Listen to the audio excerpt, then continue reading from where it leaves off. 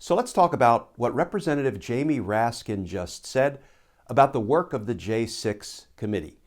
What he said about the insurrection, what he said about the prospect of criminal referrals to the Department of Justice, and what he said about the upcoming public hearings. And I think there's some reason for optimism. Because justice matters.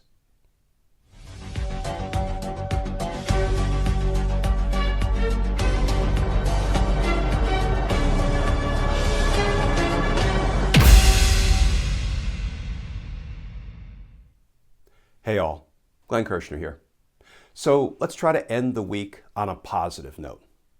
I saw Representative Jamie Raskin, a member of the January 6th committee, talking last night about the insurrection, about the prospect of future criminal referrals to the Department of Justice, and about the upcoming public hearings. And frankly, it was all pretty encouraging. And let me say that in my estimation, Representative Raskin is a serious, trustworthy politician.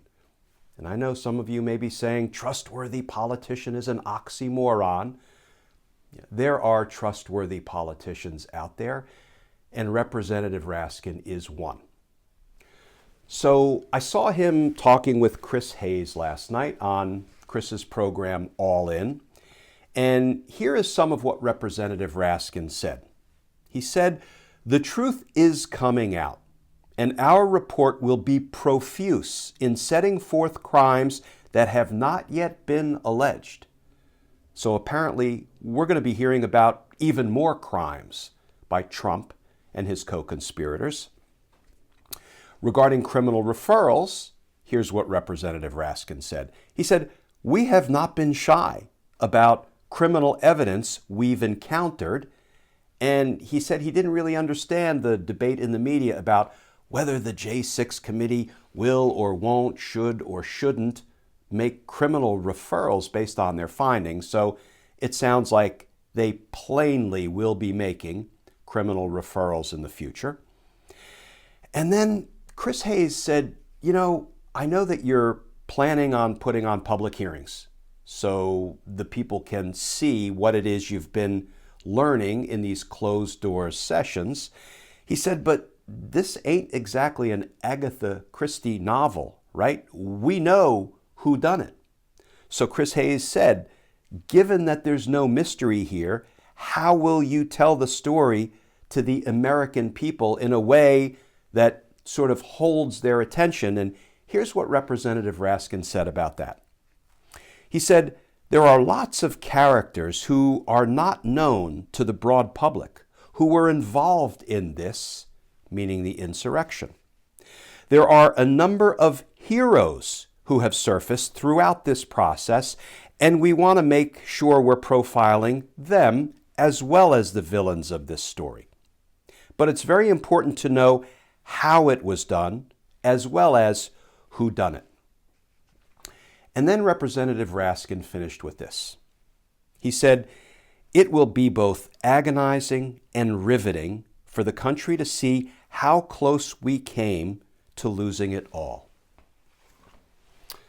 So I was glad to hear these things from Representative Raskin, that they are uncovering evidence of yet additional crimes that we don't even know about yet, that they will be making criminal referrals, and that the public hearings will be riveting and will show how close we came to losing it all.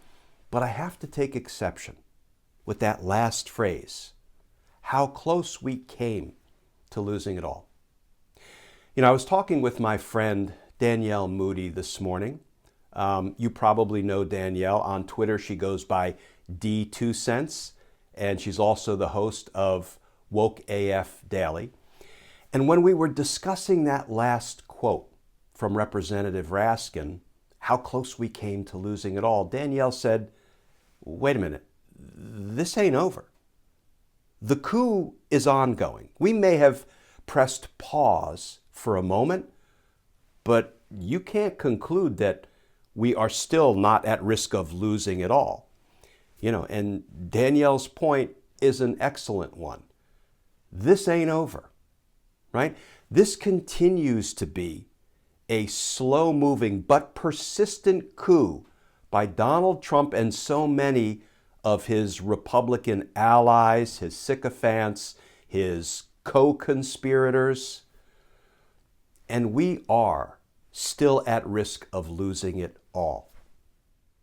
The only thing standing in the way of us losing it all is the Department of Justice and its determination to bring criminal charges against Donald Trump and his co-conspirators for trying to corruptly overturn the results of a free and fair presidential election.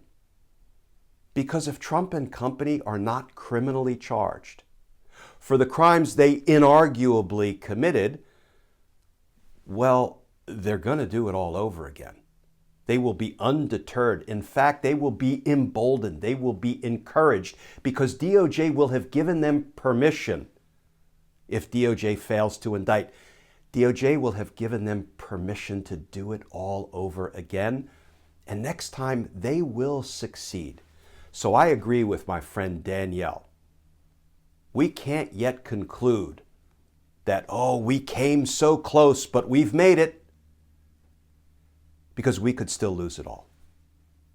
I don't believe we will, because I can't conceive of a Department of Justice that is prepared to give it all away to Donald Trump and company, to reward them for the crimes they committed. No, they will be indicted. I feel it in my bones, and I believe it to my core. They will be indicted. I hope they're indicted in time for our democracy to recover. That remains an open question in my mind, but they will be indicted. Because justice matters. Friends, as always, thank you for tuning in to these Daily Justice Matters videos. As you may know, we're an all-volunteer operation here. We post a legal analysis video 7 days a week, and we couldn't do it without your help, without your support. And if you would like to more formally support our all-volunteer efforts here at Justice Matters, feel free to go over to patreon.com. You can sign up to become a patron. And if you do, I'll send you some Team Justice and Justice Matters stickers and a personal handwritten note of thanks. And you'll have access to all kinds of behind-the-scenes stuff regarding how we go about putting things together here at Justice Matters. And thank you to all of you who have gone over to Patreon and are supporting our efforts, are part of Team Justice. And friends, as always, please stay safe, please stay tuned, and I look forward to talking with you all again tomorrow.